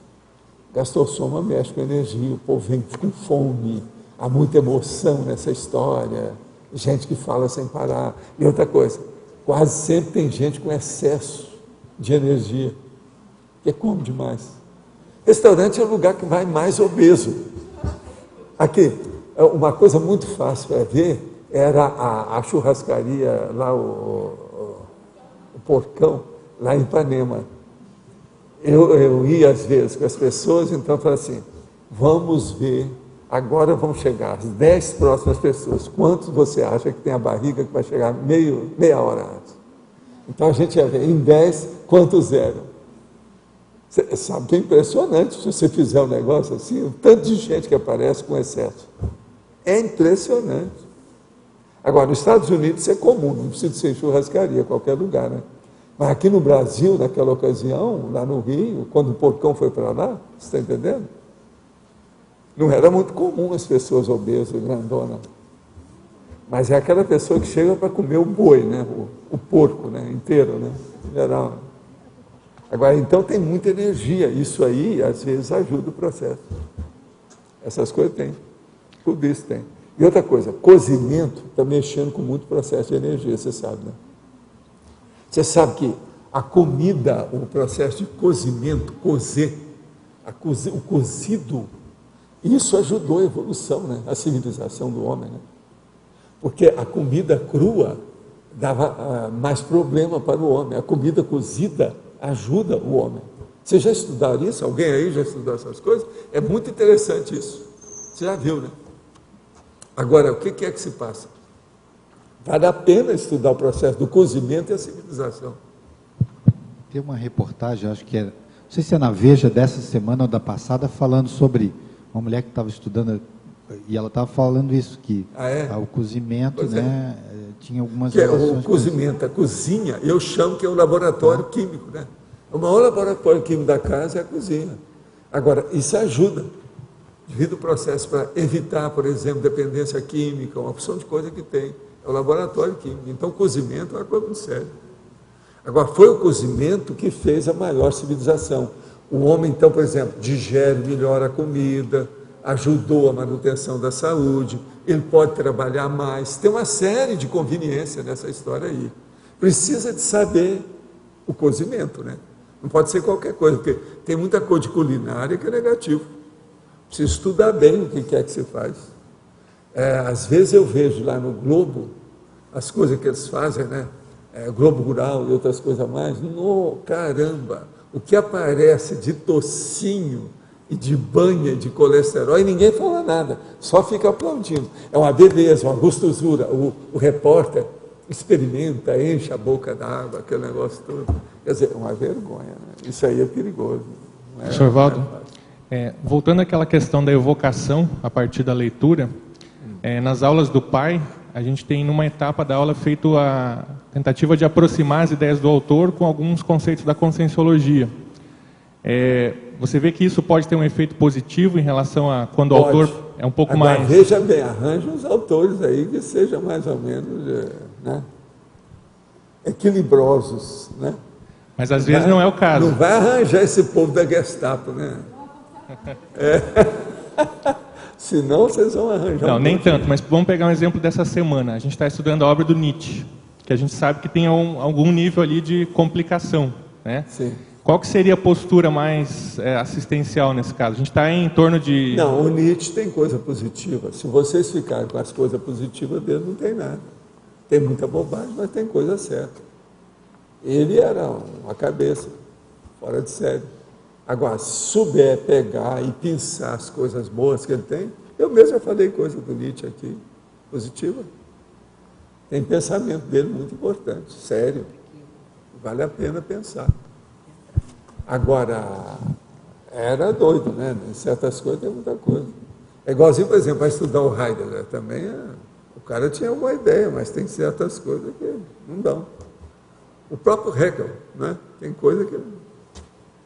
Então a gente tem que estudar muito. Quando é filósofo assim, tem que abrir o olho, sabe? Abrir o olho. Mas vale a pena, é uma boa coisa que vocês estão fazendo. Agora, para ter mais contato, para vocês terem direto assim com o autor, tem que pegar camarada que estudou parapsicologia, fenômenos parapsíquicos. Esses é que são bons, porque se ele aparece, vai vir na hora. Que é a turma de projetores, por exemplo. Eu encontrei com um monte de projetores que escreveram livro que eu não conheci pessoalmente, mas conheci fora do corpo. A gente fez um ciclo só de parapsiquismo. A gente fez um ciclo só de parapsiquismo. A gente estudou o Richer, o Bozano, essa turma toda. Foi bem positivo. É que muitos desses vocês não vão encontrar, porque às vezes o cara está